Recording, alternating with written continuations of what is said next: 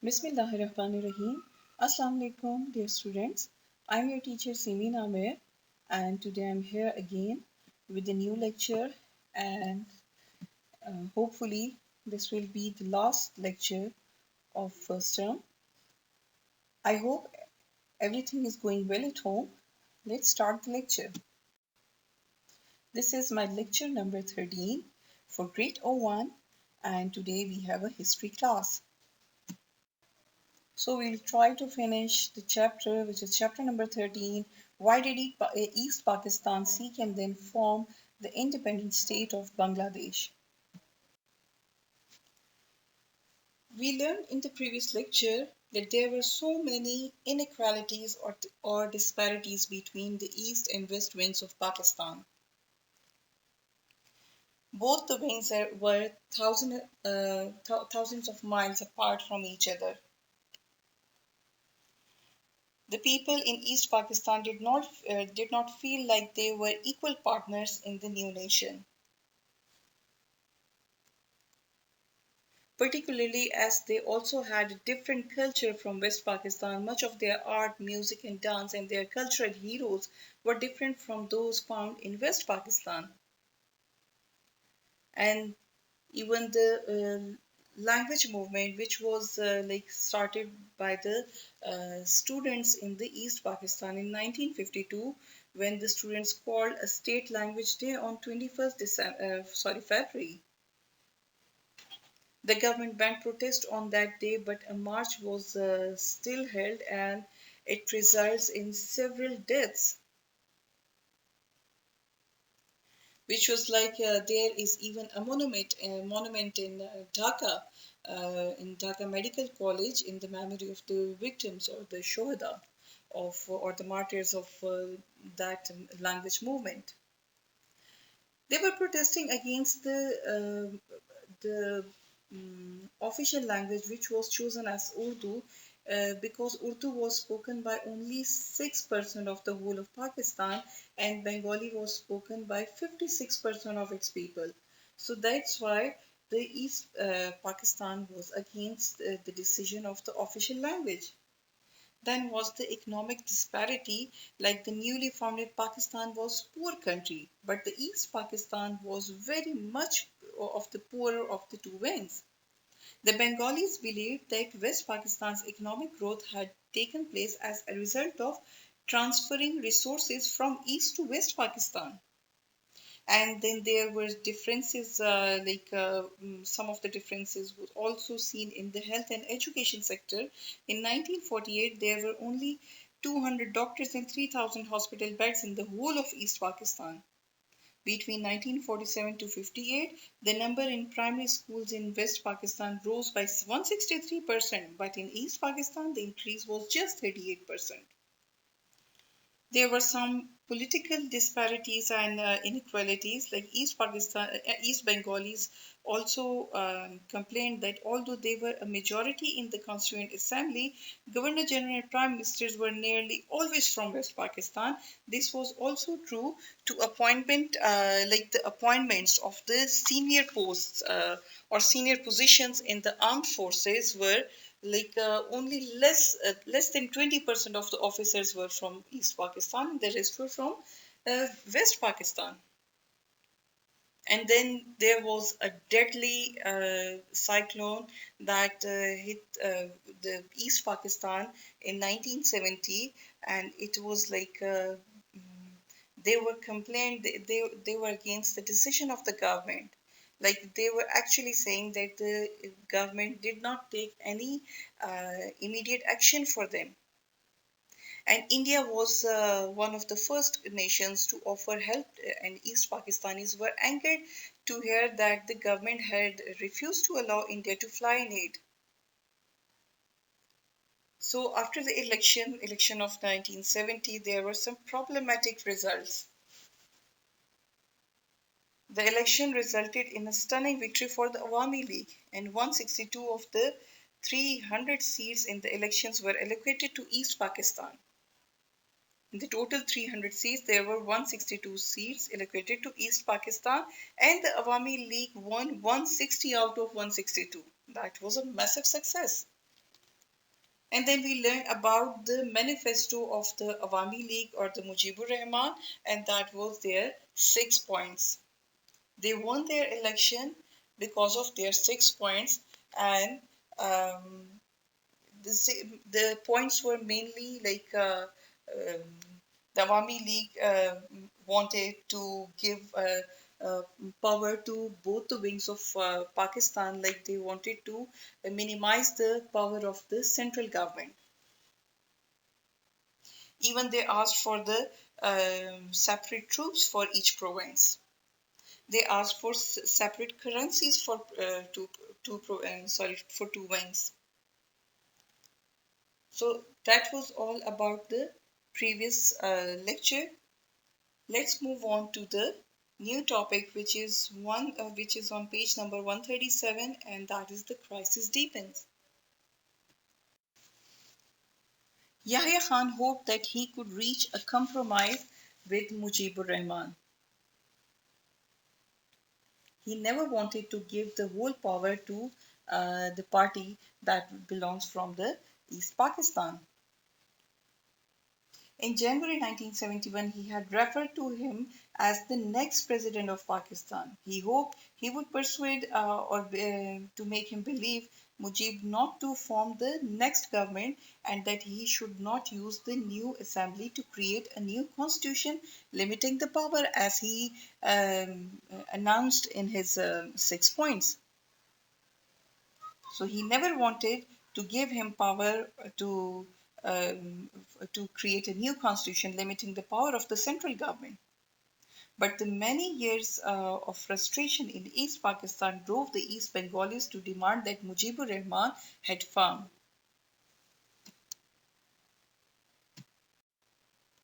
In February 1971, Bhutto announced that the Pakistan People's Party would not take up their seats in the National Assembly unless Mujib talked with the other parties and reached in an agreement about power sharing. Finally, on 1st March 1971, just 2 days before it was due to meet, Yahya was forced to postpone the opening of the assembly without setting a new date. So General Yahya delayed to opening of the assembly, and they were actually trying to reach out for some compromise and the negotiation with Mujibur Rahman, especially particularly in the sector of power sharing. So the National Assembly session was postponed by the um, Yahya Khan, by General Yahya Khan. All political leaders, except Pakistan People's Party, wanted power to be transferred to Awami League. Like the rest of the parties were agreed to give or to transfer the government to the newly elected party, that was Awami League. But only Pakistan People Party of Bhutto was against the transfer of the power. Whether it was Bhutto or some of the generals who encouraged Yahya Khan to postpone the session. So, like there were some powers behind Yahya Khan who encouraged him to postpone this session.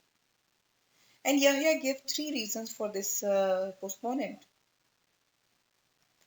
The first one was one major party announced boycott of the session, and that was Pakistan People's Party. The second, that he said that there are some tense situation created by India.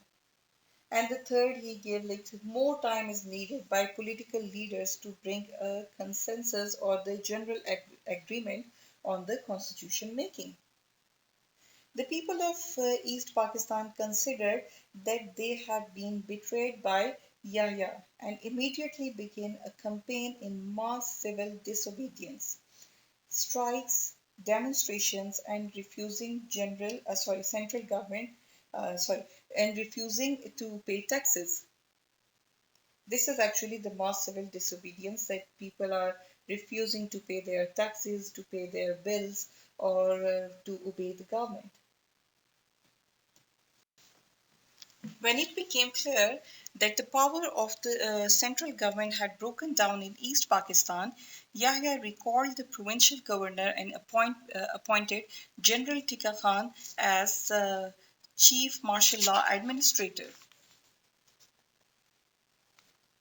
On 15 March, Yahya and Bhutto met Mujibur Rahman in Dhaka for talks to resolve this situation. As it became apparent that no agreement could be reached, General Tika Khan brought in reinforcements, and on 25th March, Yahya flew back to Islamabad, and the next day, Bhutto left Dhaka. On page number 138, there's Operation Searchlight. Operation Searchlight was a planned military operation carried out by the Pakistan Army to curb the Bengali nationalist movement in East Pakistan in March 1971, which the Pakistani state retrospectively justified on the basis of anti-Bihari violence by Bengalis in early March. It was a decision for suppressing the insurgency in East Pakistan by military force, if necessary, was made on March 22nd at a meeting between the president, governor, and the martial law administrator at Dhaka.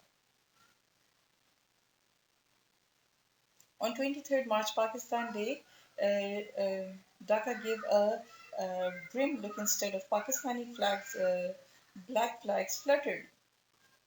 And however, it was not till 24th March that final decision to crush the Awami League and its supporters was taken.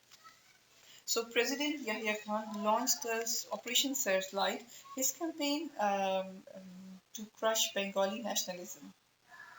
Yahya claimed that he had launched the campaign to keep order in East Pakistan, as the Awami League's campaign was a threat to Pakistan's unity. In reality, Operation Searchlight was an attempt to wipe out all the opposition to Yahya's government through a campaign of the oppression in which Bengali intelligentsia, which is like a class of the educated people, academics and Hindus were treated with extreme harsh. Mujib was arrested and thousands of Bengalis were murdered as Pakistan forces took control of the towns and cities of East Pakistan. Press censorship was imposed, like the press or the media was not allowed to publish anything, especially the newspapers. So there were some restrictions imposed on these uh, press media, and all political activities through Pakistan were banned.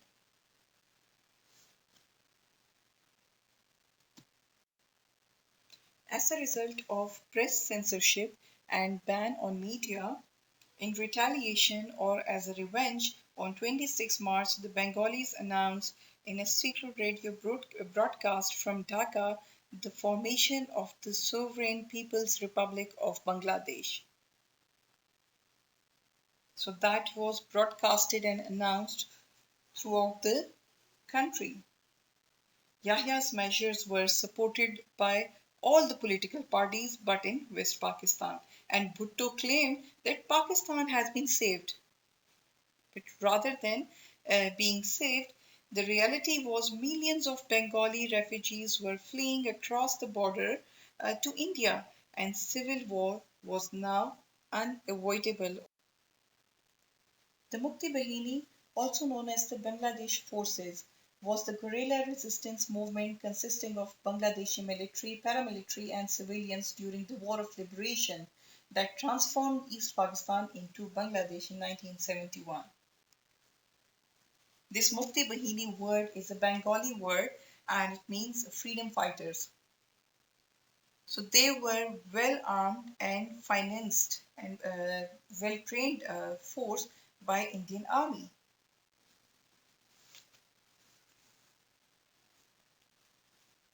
They were even trained by Indian Army. They were financed by Indian Army. On 31st March, India declared its support for the people of Bengalis against West Pakistan. The Indian Army began to help and train a rebel Bengali army which called itself Mukti Bahini. So they were the force of Mukti Bahini. As a result, relations between India and Pakistan deteriorated rapidly, or we can say worsened. The relationship became worsened rapidly. The Indian High Commission in Dhaka was closed, as was the Pakistan High Commission in Calcutta. So both the countries closed their high commissions in their countries. Yahya Khan sent more troops into East Pakistan. By early April, the army had gained control of most of the major towns and was successful in driving off the East Pakistani rebels. In August 1971, the Soviet Union signed a treaty of peace, friendship, and commerce. That was a treaty signed between India and Soviet Union in August 1971, and that specified mutual strategic cooperation. And this treaty played an important role in the Bangladesh Liberation War in 1971. Yahya knew that this meant that the Soviet Union would support India if it went to war with Pakistan. Pakistan's own allies like the China and the USA, they were the ally countries of Pakistan, and they were much less keen to be involved, and they urged Yahya to uh, negotiate an agreement with the Awami League. He was determined to do so. He also believed that he could win any war with India. On 21st November, the Mukti Bahini launched an attack on Jessore and captured the town, knowing that the Indians were supporting them. Yahya declared a state of emergency and told his people to be ready for war. In response, the Indians began to build up their forces on the East Pakistan border. Tension increased further when on 29 November, East Pakistan announced the members of its provincial government. The Indo-Pakistani War of 1971 was a military confrontation between India and Pakistan that occurred during the Liberation War in East Pakistan. As East Pakistan was surrounded by majority of East Pakistan was surrounded by India, so India took the weak position of the Pakistani government at the time because civil war broke out at the time. All that was needed was the event that would make it official. This came on 3rd December when the Pakistani Air Force launched attacks not on East Pakistan but on northern India. Mrs. Gandhi, the Indian leader, reacted immediately. On 4th of December, India attacked East Pakistan from air, ground, and sea at the same time, simultaneously, which means at the same time. 2 days later, India officially recognized the Bangladeshi government. Within 2 weeks, the Indian forces had surrounded Dhaka. The Pakistan army tried to divert the Indian army from East Pakistan by launching attacks in the Kashmir and on Punjab, but they were not very successful. While the fighting was taking place, the United Nations Security Council had been trying to find a solution to avoid war. Bhutto attended UN talks in New York. The United Nations passed a resolution calling on India and Pakistan to stop fighting and withdraw from East Pakistan while a solution was worked out.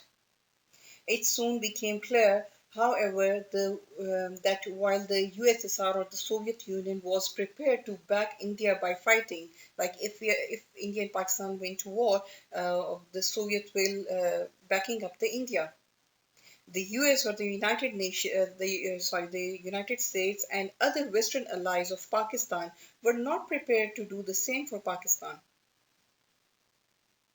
Indian allied country, which was Soviet Union or the USSR, they were ready to back up the India, to fight for India, to support India. But Pakistan allied countries were not prepared to support Pakistan during the war. Bhutto returned to Pakistan knowing that Pakistan had to win the war on its own. Just a week after he arrived in Pakistan, Yahya accepted defeat and ordered the army in East Pakistan to surrender. In Dhaka, the Mukti Bahini carried out massacres of anyone suspected of having collaborated with the Pakistan army. Any one of the country of the East Pakistan who were supporting Pakistan army, the Mukti Bahini or the fighter force was they were taking worse atrocities and massacres of the people. It also claimed that in the final days before surrender, the Pakistan army wiped out large number of professional Bengalis to weaken the new country and make it less of a rival to Pakistan.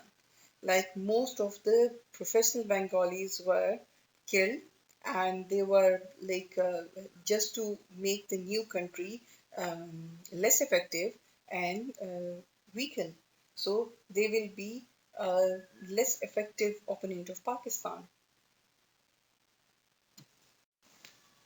The separation of East Pakistan came as a huge shock to the people of West Pakistan.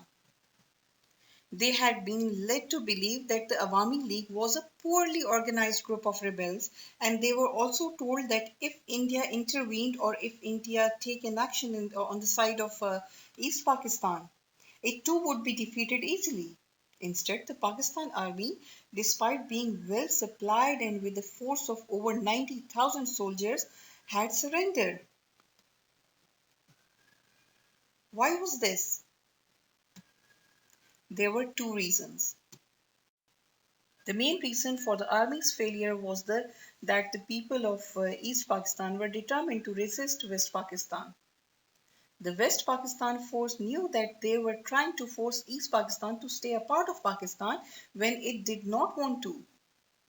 Many had little heart for such a fight in which they would have to put up armed resistance against their fellow Muslims. So that was unacceptable for most of the army officials or even the soldiers. Pakistan also knew that it could expect little support from its allies countries. East Pakistan had support from India, and when the war developed into one between India and Pakistan, the Indians could rely on support from the Soviet Union. But Pakistan's allies countries and the United Nations were not interested in supporting a war to bring East Pakistan into line. So, as a consequence, defeat in the war brought disgrace, disrespect, or dishonor for Yahya Khan and for the Pakistan army. On 20th December, Yahya resigned and as president and was replaced by Bhutto. On 21st December 1971, the Republic of Bangladesh was officially declared, and 2 weeks later, Bhutto released Mujibur Rahman from prison. He returned to Bangladesh, where on 10 January 1972, he became the country's first prime minister.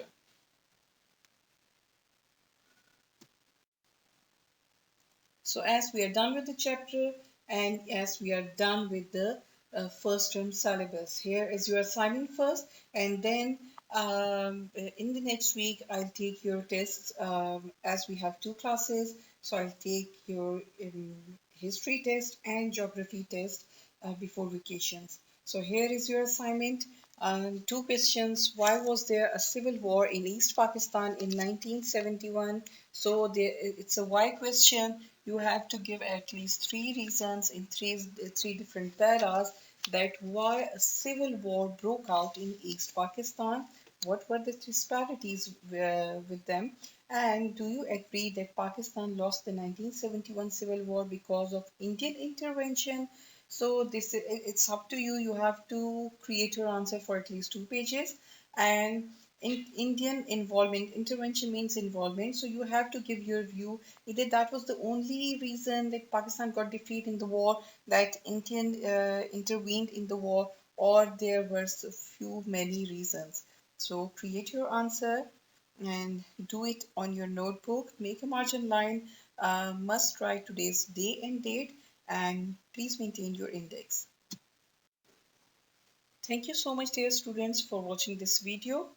Um, we'll meet up again in another video, and please prepare yourself for your tests and stay at home, stay safe, stay healthy, stay blessed. Bye.